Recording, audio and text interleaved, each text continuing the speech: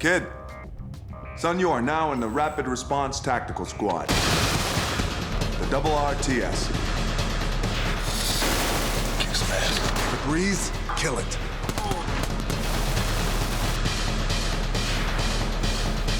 We kill them all. Let God sort them out.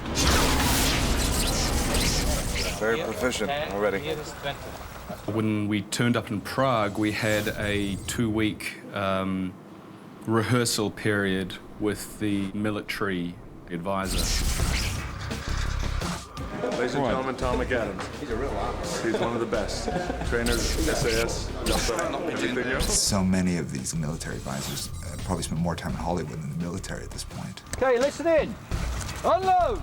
And with Tom, he had just come out, I think, a few months. He had just left after 25 plus years in the services. So there was no kind of jadedness to him. He had just experienced it, so everything was as fresh as it could be. I was leaving the military 13th of September, and this job was coming up at the beginning of October. So I said, yeah, fine, I'll do it for 3 weeks. And obviously I've been here now for 3 months. It was completely different to what I expected. It's funny, I mean, I've done a couple of military-type movies before, but I've never had training like this.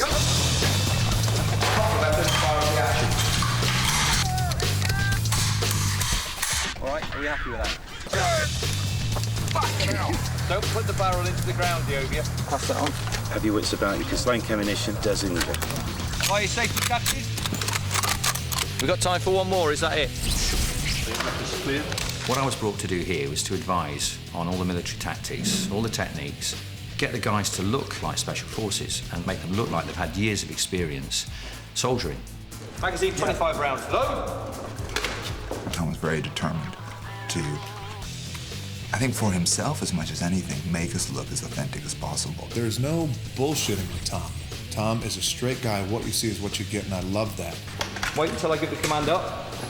Okay, rounds down on one knee, and then start working together. That's communications. Lead scout, as soon as you're ready, start patrolling. I took it very seriously, because that's what I'm here to do. Okay, got your mag? Okay, let's do it then. Not only did he kind of instill the military knowledge and know-how and skills, but he also helped us bond and form into a solid, cohesive unit. The biggest thing was to get them to gel as a team. And we started off by going to the gymnasium every morning. 6 a.m., working out together, training together, going through and trying to simulate what soldiers would go through. The only difference is you know, they, of course, go to war and we go back to our hotel. And I call up the pizza place. It was important that they trusted me and got to listen to what I have to say. Happy? Yeah. Okay, let's see a good drill then. Most importantly was the safety aspect of using weapons. Right, what we're going to do before we actually start is a demonstration of what damage a blank round could do, just so that we know on the safety side of it, you're not pointing weapons at each other. Because they are real weapons. Even though we're using blank ammunition, it can still kill you. And one of the first things I do with the guys is demonstrate how serious a blank round is. And the way I did that was to use a polystyrene head and shoot it with a blank round, you know, and it disintegrates. It can make a hell of a mess, as you can see by that. So, do not point the weapon at anyone. Always aim off. Timescale, I think, is an important factor in anything, and some of the guys have probably not had the time to practice with the weapons that they should have. For inspection, for arms. So I start from the very beginning and just go through all the basics. When you're holding the weapon, ensure that you hold it correctly, and I'll just quickly go through that. Stripping and assembling. As I said before, keep the working parts like that, in a nice uniform manner. You're not going to have any problems putting it back together again. You're going to be firing double taps. It's 2 rounds, okay, followed by another 2 rounds, so on and so on, until I tell you to stop. I want to look at you and see what reaction it has, okay? Targets to your front, in your own time, go on.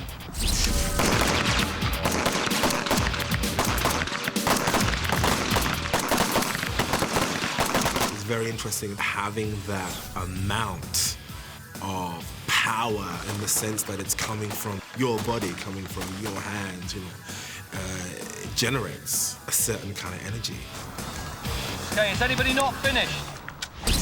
Once I started doing the weapon training and I got to a reasonable standard, I could then move on to patrolling skills, which entails holding the weapon correctly and how you move around objects, how you adopt different fire positions.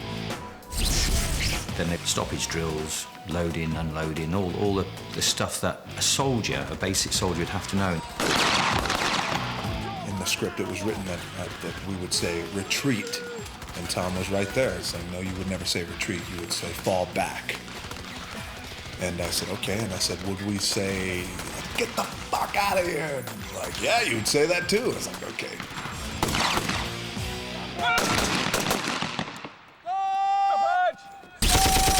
Once I pass you, clearing free. Clear. We started off with checkmate AK-47s, which are very light in comparison to what we have now. They're just very light weapons. So we had a lot of movement drills with that, which obviously at first is kind of nerve-wracking, you know, with the ammo and stuff.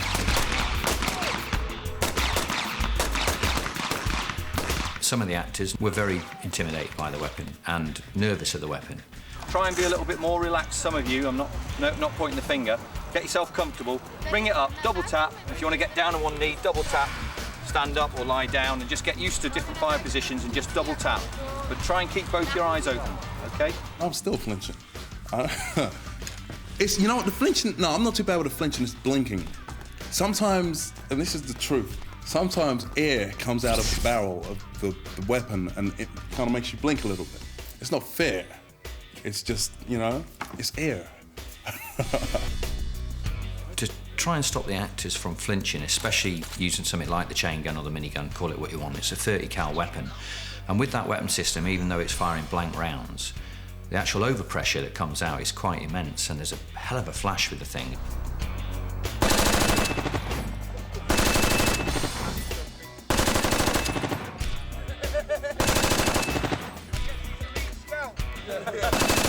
Firing this huge gun and this huge sound, the flinch would be right in my eyes.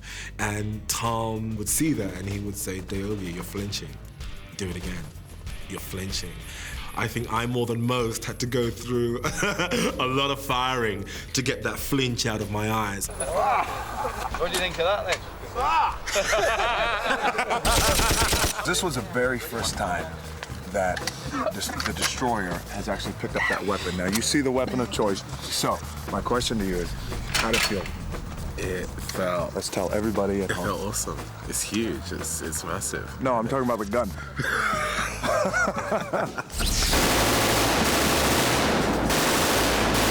The reason I went into so much detail was so that they look like they know what they're doing. And everything they do looks like they're special forces.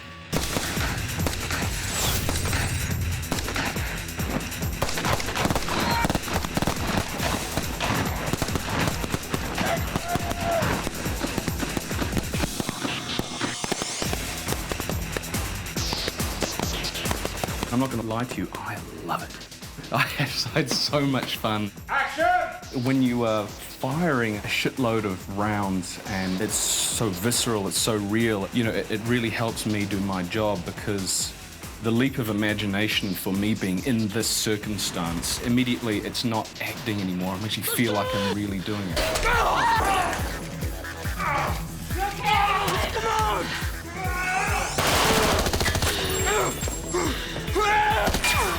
It's kind of, you know, our collective hope. When you look at this unit of soldiers, you will actually, you know, you will see them performing as a highly professional squad of guys. Clear left. Clear right. If you're gonna portray our military, then we damn sure better have our shit together and we better look tight with what we're doing. So we should get together and we should know in a certain environment where there's present danger or possibly danger looming, then we should know how to walk, how to talk, how to give hand signs, eye signs, what we're listening for.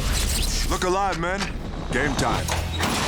I gotta say, when we're inside that chopper, when that door is closed and all the guys are standing there ready to go out with their weapons loaded, cock block and ready to kick ass, you gotta ask yourself, the real deal soldiers who go through that, who are standing behind that door, what they must be thinking. I got a lot of love, a lot of respect for those guys. They're the real deal. It's movie shit. It's cool shit, but they're the real deal. They picked it up very quickly, and obviously as time's gone by, they've done so much of it. They're starting to switch on to the fact of how to go about it. I certainly wouldn't leave them alone, though, to be perfectly honest with you, but they are learning. You're not sure. Never good on my maths. Do you want to do it again? Yeah. That's good. Okay.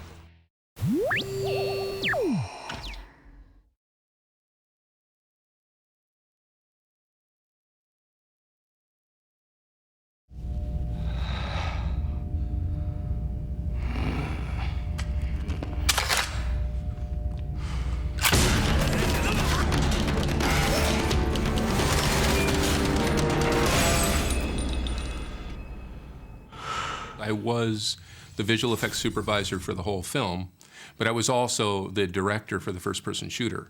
So that sequence was a special unit. We called it the FPS unit. The first-person shooter unit shot for about 14 days. We had a planning period of about 3 months for that. Bang, bang, bang, down. It's just a plain, exciting kind of concept. It was a way to convey the heightened reality that was happening. So we used it as a plot device, but also as a pure enjoyment for gamers and for people who haven't been exposed to it. The first-person shooter is a 5.5-minute continuous shot.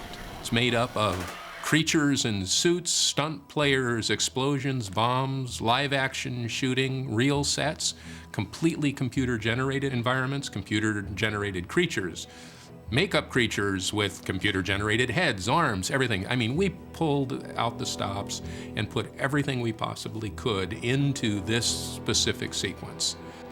It was very challenging. He should react to bang. 3, 2, 1, and bang. Everybody. He reacts, and that goes at the same time.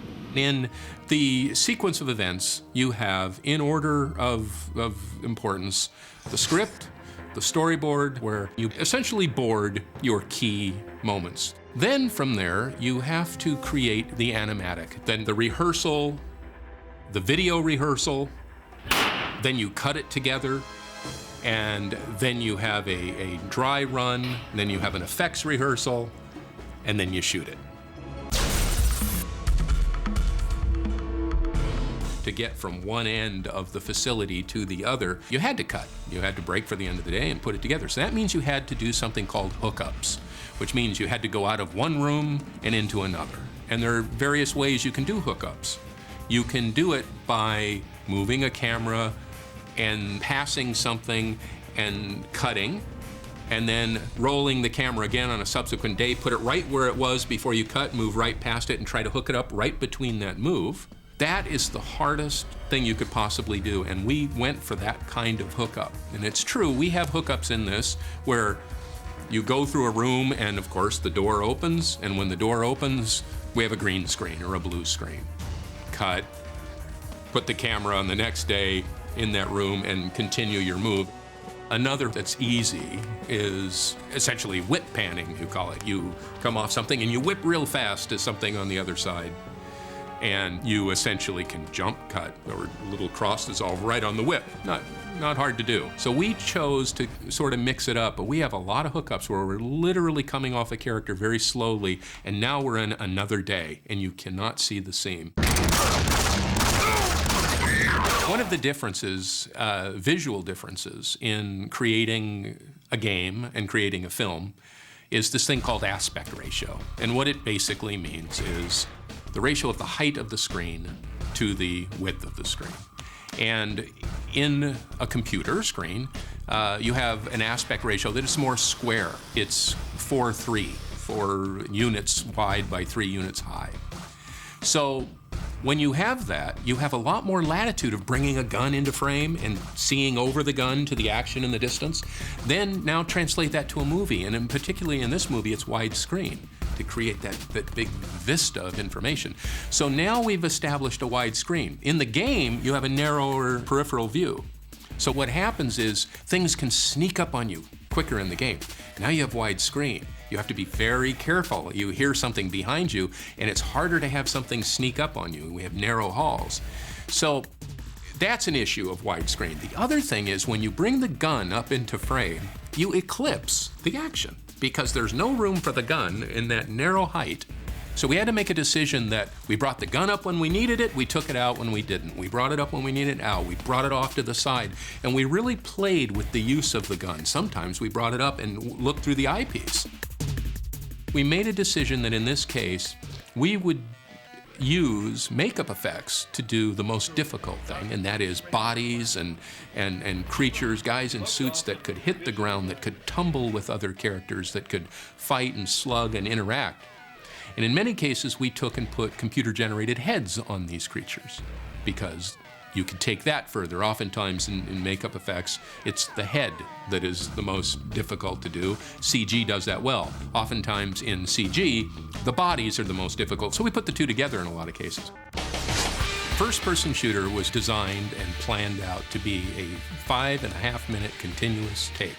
The intention was to do the full thing, put it in, and then if there were any issues that arose out of too big a difference of style between the game and what is necessary to make a movie, then cuts would be placed within the first-person shooter to hook it in. Obviously in the DVD and in the bonus materials, we have the option of putting the full first-person shooter in.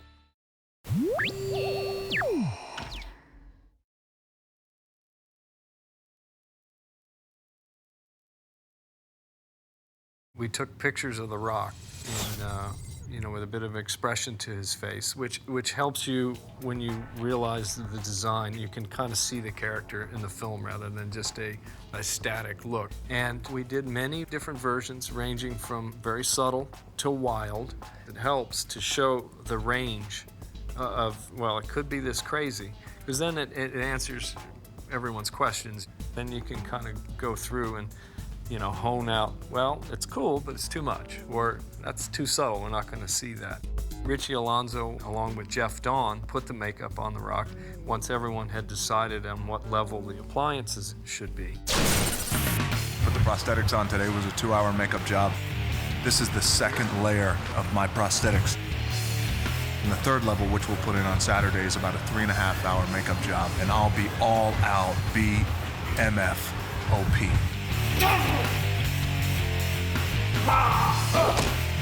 The baddest motherfucker on the planet.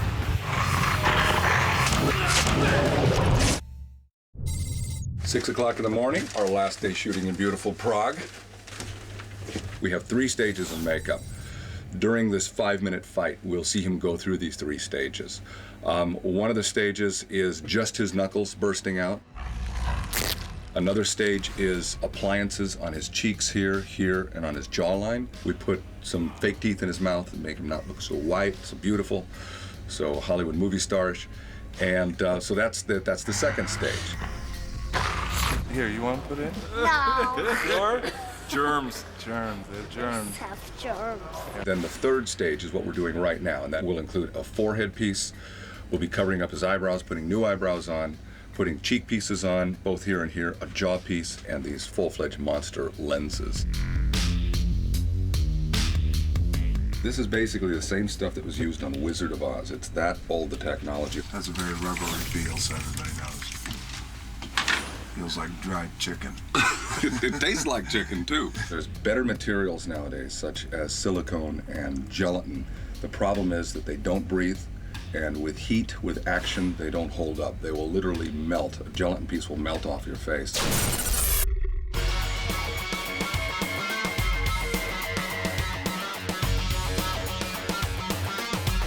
The way we end up blending all of this together is, ideally you have each piece slightly overlapping each other. That way you only have one line to deal with to cover up, to camouflage, instead of 2 lines if they barely meet each other. And we use a couple of materials. One of them is called Bondo. It is a thick, gooey material that looks like Bondo, and it's actually a thickened adhesive.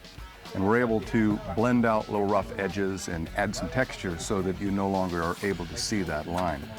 Then we end up painting it with a prosthetic paint. It's actually an acrylic paint. Use many different colors for that, and continue to add texture, shine, dull it down in places if it's too shiny, and do everything we can to make it look like skin, make the eye believe that it's skin on camera. Our first layer of paint was applied with sponges and brushes. We added a kind of a thick layer to take away the foam color coming through.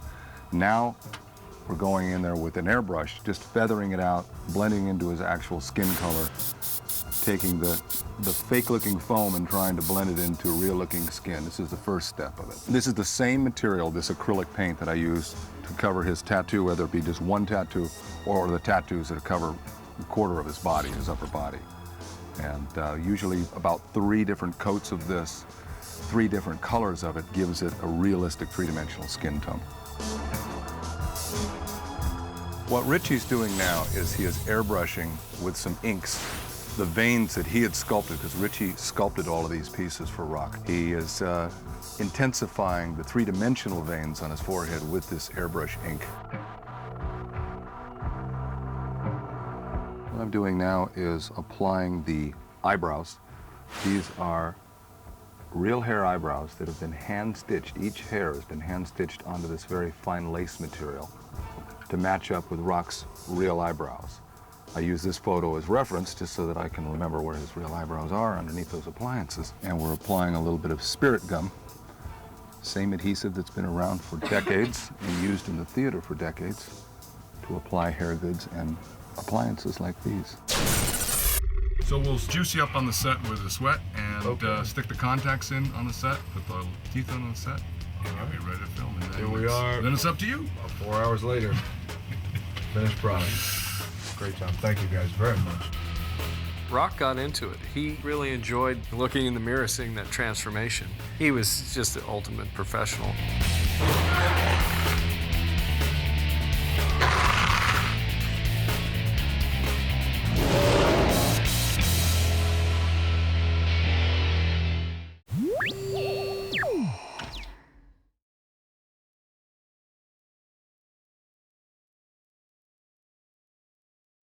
Stand by, and action!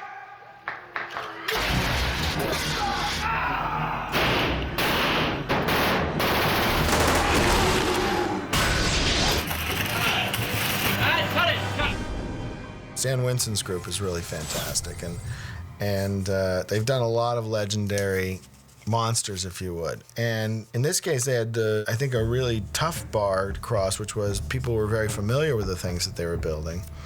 So they had to really access that familiarity, but then take it to the next step.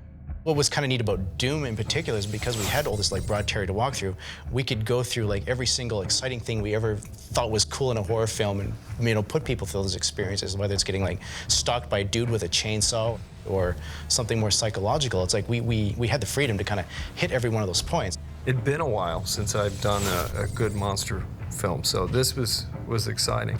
So I went online, started looking at the images from the game, and I liked the feel of the creatures. They're very meaty, kind of organic looking. I thought that would translate well. And I think the idea was for us to keep the essence of these characters. We weren't told to lock to their designs per se. As a team, what we wanted to bring to it was what we do in film as far as bringing texture and detail that can't do in a video game. Well, the first time I saw the creatures was back at Stan Winston's studio, when I was back there and they showed them to me on the computer, and I thought, this is absolutely incredible. So when I saw it, I was like, that would be fantastic. If we can make that, 80% of that. They're like, no, we'll make 100% of it.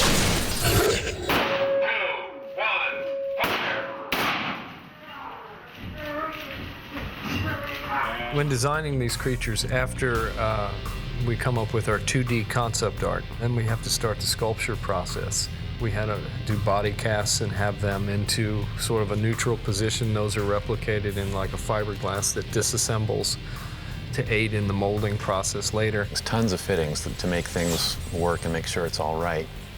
So Brian Steele and I both were cast months and months ago. And we had several fittings. The first thing that you do start with is a head and shoulder life cast, and then a body cast from head to toe, where they wrap you in plaster bandages and get an impression of your entire body. And then you actually start sculpting on top of their body what the creature's going to look like.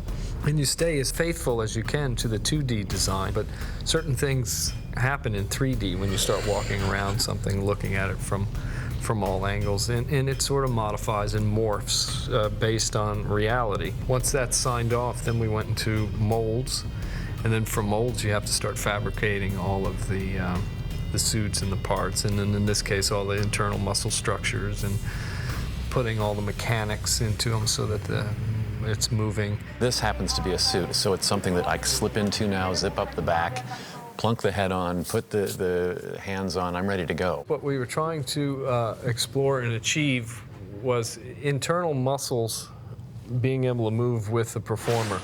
A lot of times it's just a big bulky suit around somebody, so you might not see the scapula move, or it's restricting for the actor.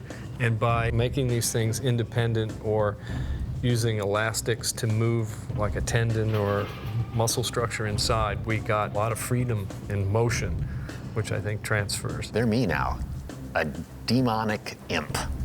So what's happened to their body? Well, an imp, these creatures their bone structure has shifted and changed. Heads have expanded some.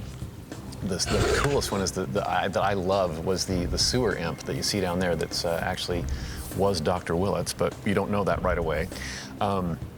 He's got 11 eyes on his head. Action! The Baron character, which is similar to the Hell Knight in the game. He's a big, thick, hulking creature. Sort of looked like old decayed meat was sort of the idea. So it's kind of grayish and then filleted areas on his skin. With these imps, because they're based more on Doug's structure, which is very lean and sinewy, with differences in completely different heads, was to also separate them out by color. Oh, there's something behind me, isn't there? What's great is these monsters are not CGI monsters. These are real monsters with real gravity. And you could always tell in movies when you see the CGI monsters, because there's no gravity and they're kind of like hopping everywhere, but these monsters are the real deal. When they walk, you feel the weight of their walk, and you see the weight of their body and their muscle structure, and you see that in these monsters. Our workload on Doom sort of broke into two categories. The Carmack, when he's starting to transform, and what happens to Rock in the movie, those are pure prosthetic jobs. The Baron or the Imps, it was a combination of a bodysuit which was form-fitting to the actor, which changed his body shape, which is in a way a giant prosthetic on him, but it also blended off into animatronic heads. I have an earpiece in my one ear, and I'm connected to John Rosengrant. He's usually standing by the monitors, and then he can tell me in my earpiece, move a little bit to the left, move a little bit to the right, reach, you're covering your face when you do this, so don't do that, bring it lower, whatever. So I get a lot of direction in my ear from that. Now, being able to talk back is hard because I'm not mic'd to talk back, but I yell and go like this a lot, like, yeah, heard you, yeah. Now, this is scary. Thank you. I always get asked the questions, are they phasing out the animatronics? Is that going away? Because everything is going CG. And what we try to think about is what's the best answer for the shot. If it's better for it to be CG in the shot, we're all for that. And if it can be done live, I think the benefits of doing it live with the animatronics is it gives eye lines and it gives reactions and things for the actor to perform with. I think it helps to have something there lit and real for everyone to focus on and react off of. One of the first things I said to everyone is that we've got to get great performers in these suits. Not just anybody that's big, that can fit in, or really skinny, but someone that can also act. I think it's so important that there's a real physicality, which, you can have something that looks as good as you like, but if someone hasn't got the physicality to pull it off, then it'll never succeed. Brian was the Baron character. And he is a huge, thick, really ripped, sinewy, but huge muscular character. Doug ended up playing the 3 different imps, 3 or 4 that we ended up doing for this. In this film, there really was no one that could actually double me because these suits are made for a 6'4", 140-pound actor guy named Doug Jones, and no one's really going to be able to fit into those, so I have to do whatever I have to do, including taking lots of bullet hits and flying backwards and, you know, getting hit with the butt of a gun from Karl Urban. So I had to do a lot of that in the sewer, especially in the water. It's had its appendix removed. It's human. When I'm sitting down to kind of build something, it's like, I think it's really important to draw from real life. And I think, but like particularly with the Doom creatures, you'll see a lot of kind of semi-obvious, inobvious, really blatantly obvious adaptations of like the human body. And you'll see like, you know, weird little pelvic bone shapes, kind of like, you know, cresting through people's heads. I know everybody finds sex scary, so that's all over the place. To make these things sort of disgusting and repel, oh, don't even look at that, which I think that needed in this, because it's scary. A lot of what we drew upon was forensic pathology books. Kind of twisted, you know, you're looking at dead people in various states of decomposition and whatnot. I got to actually go and attend some dissection classes at the Prague Medical School, which is like going back into a Victorian teaching hospital or something. And I'm lucky that I'm not squeamish. I can sort of, you know, switch off the squeamish side and sort of employ the scientific side in a way. This is brain matter from Portman. There's a couple scenes where she's performing autopsies, and it's funny because she is the one who can stomach what's going on, and the guys are definitely having a hard time. The Creature Workshop team is so deft and precise with what they do. These boys walking around with pots of things called ultra pus and ultra slime, and, you know, working out how we can get a really bilious-looking black blood for these creatures, because they don't want the creature blood to be the same as human blood. So they found a way of putting little pellets and really making the blood coagulate and be thick and gory. It's brilliant. Withdraw! Withdraw behind the nanowall! Doom was a lot of fun on a lot of levels, but it was very liberating in that, you know what, this is going to be an R-rated movie. We're going to see some gore. We're going to make it nasty. Breakfast of champions. One of the big failures of monster design is a lot of people make superheroes with teeth. You know, they're generally kind of like big muscular guys that, you know, you kind of think that whoever's making this kind of wishes they were them versus wanting to run from them. And I think, I mean, I get caught up in that too, but I think horror films and games fail when they try to be very specific about what, you know, things that are in this nebulous territory is like, that's what's scary. I mean, confusion is scary. A lot of that stuff is fresh and creepy, but there's still this like hint of humor about it. At the end of the day, if you can sit back and you've scared somebody, or they've turned their eyes from the screen and said, oh my God, that's gross, there's also a lot of fun on that level.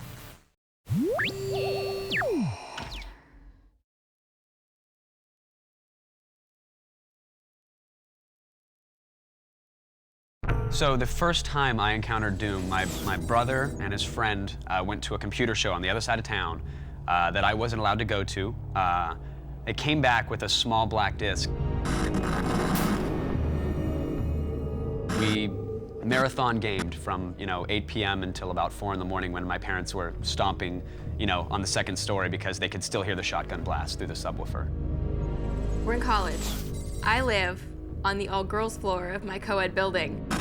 There was, of course, also an all-boys floor, of course, is where we all went. So the lights in the hallway had been shut off, and there's horrible noises coming out of people's rooms, punctuated by, yeah, once in a while, and no! Back then, in the early 90s, my friends were telling me, oh man, when you play Doom, it's so awesome that you get nauseous in that first-person shooter. I was like, oh, really? Punks. I'm playing it, I'm like,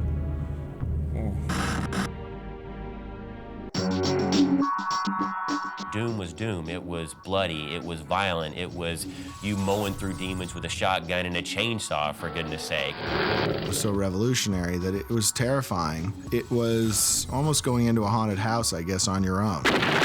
You shot a gun, something blew up into a cloud of pixelated blood, and it was just perfect cause and effect.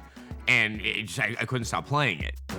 It's just that struggle of good and evil that somebody can, you know, for half an hour at a time kind of jump in and put his forehead, you know, against the devil and just beat his ass down. There are so many people that can harken back to that time in the college dorms or at the office after hours or whatever where they were playing Doom, and we've got a lot of permeation into the general culture. id originally released Wolfenstein 3D. Wolfenstein 3D was really the grandfather of the whole genre of the first-person shooter. It was fun. It was a first-person game. You saw over the barrel of your gun. You went to these brightly colored, simple rooms. Nothing was lit. You'd open a door, a dog or a soldier would come at you, you'd shoot him, and that was your experience. We wanted to do something more gritty. We had tossed around a number of different ideas, even things like car racing games and stuff like that. But when we sat down and started thinking about it, what we wanted to do is take that type of that first-person action, that adrenaline-pumping action, and take it to a new level. Even at the title screen, I knew that this was something amazing that they had just stumbled upon. I saw Doom, it melted away, and then the demo of the first level was playing. And the hardcore music kicked in, and you saw the little skull with the glowing red eyes. It was an amazing experience. I knew where I wanted to go with the next step in graphics, which involved getting away from these block-based worlds. We wanted to be able to have worlds that were a lot more freeform so that we could have pentagonal rooms and columns in the middle of areas and things that weren't just these 64 by 64 blocks that we had had for everything before. We added lighting for the first time so we could have dark areas and flickering lights, and we knew we could do a lot of things here that would have more of this horror, creepy atmosphere to it, that it wasn't all brightly lit, pure action on there. We could start bringing in some sense of dread or foreboding and areas that people could be scared of rather than just startled.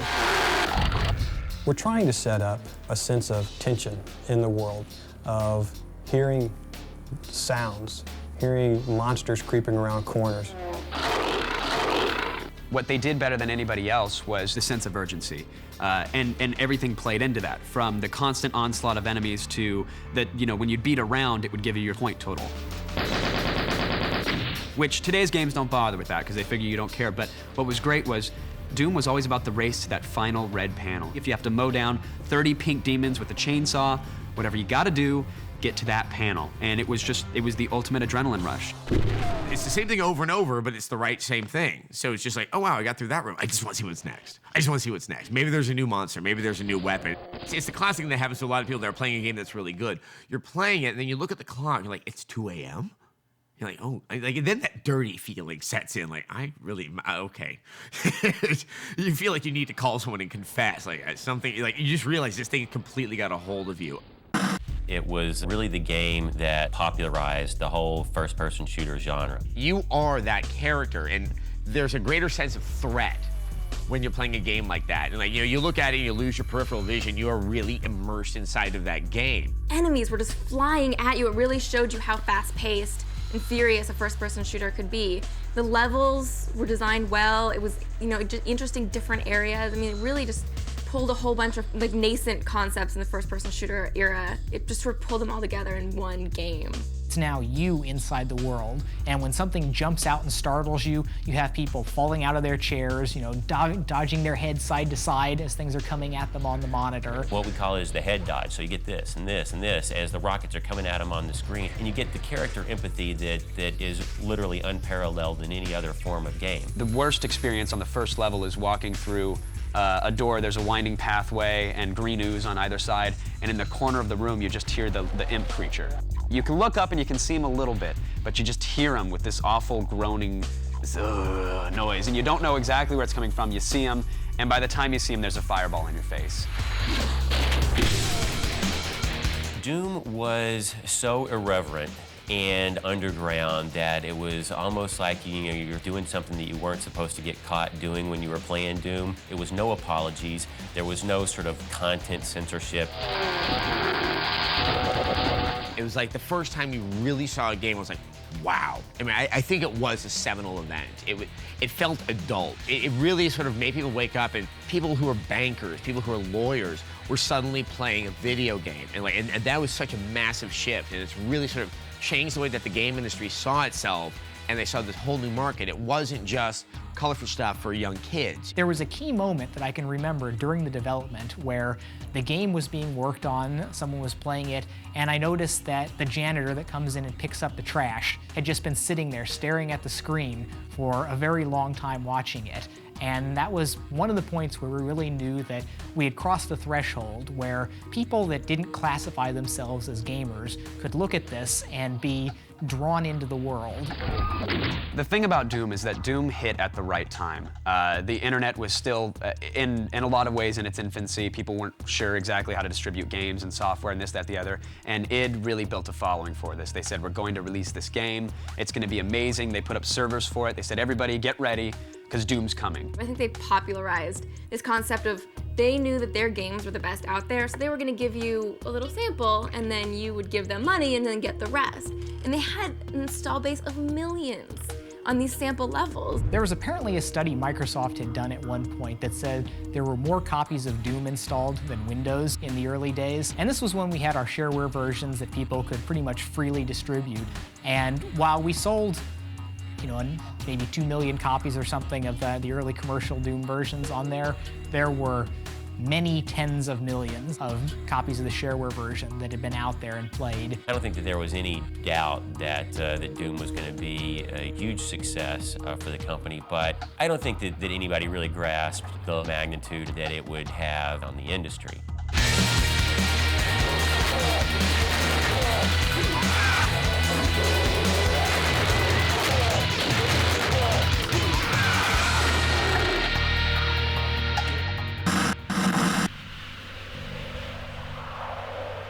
I remember seeing a post on Carmack's blog or on a news website that said they sat down at a table and said, well, what are we doing next? Someone threw out, how about Doom 3? And the group kind of nervously laughed or whatever, and then that's when they looked at each other and said, okay, it's time. Doom 3, as far as the decision to do, was somewhat controversial inside the company. Me personally, I was a little bit worried about tackling Doom 3 because it's such a big responsibility. There's so many people that are just major fans of it. Working on the new Doom title was definitely stressful because the whole world had an idea of what they wanted Doom to be, the new Doom game. When we embarked on the project, we really knew that we were going to be changing what people were going to expect to see and experience in a video game. And there was an interesting interrelationship between technology and what we were doing from the visual side. It was the beginning of a new era of technology for video games.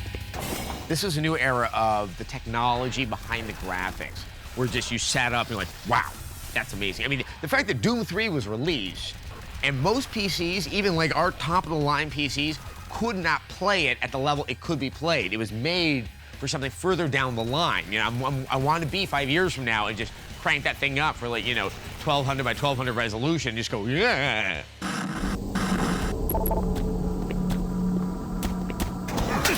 With the same number of sort of data that had to be crunched through the computer, we were able to render much more lifelike, much more realistic, almost ultra or hyper-realistic environments and characters in the world.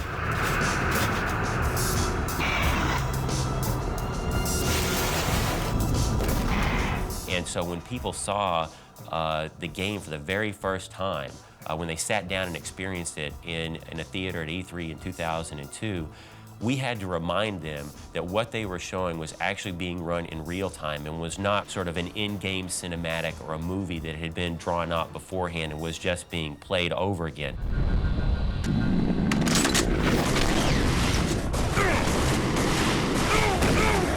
Within the first 20 minutes, I was screaming like a little girl when things started to pop out of the shadows.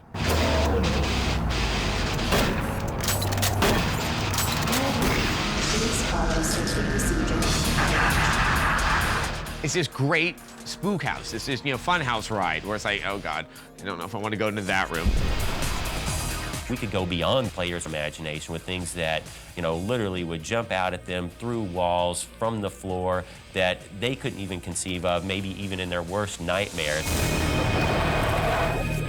A lot of people got exactly what they wanted from Doom 3, which was the Doom experience all over again, but this time, it's the Doom experience times 1,000. It had these creatures that were now, drooling. That when they snarled, it wasn't just one frame animation, mouth open, mouth closed. They would get in your face, their mouths would gape wide open, you would hear them, the lights would go out, something would shatter, and now the room is filled with spiders. It took these kind of crude designs from the time and really fleshed them out into far more terrifying creatures. But you knew what they were, and it was exciting to see them that way. Bravo team, entry secure. Move in and take positions. Doom 3 was like a huge gaming event. People were lining up in the stores. People were very excited for it. The graphics were everything they were said to be and more.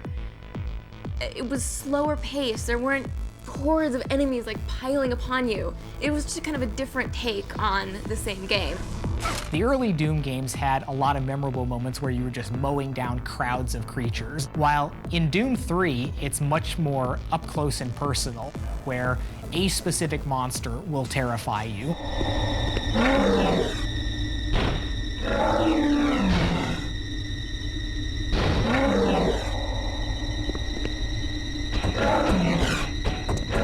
It's sometimes seeing that one particular monster that comes out, scares you to death, that you run away from and hope you're not getting run down from behind. Every publisher and every game developer wants their Doom. That's the effect that this game and this franchise has had on the market, in my opinion. It's the one game that no company can ever have ever again, because it hit at the right time, it had the graphics, it had the sound, it had the technology, and it had the fans. People devote sometimes hundreds or even thousands of hours of their lives in playing these games, and so the game has a place in their life that's even more than it holds with the people who develop the game. We don't do testing, focus testing and group testing and things like that. We're gamers. We love to play games. We know what we like when we see it, and we basically work on a game until it's something that we think is cool.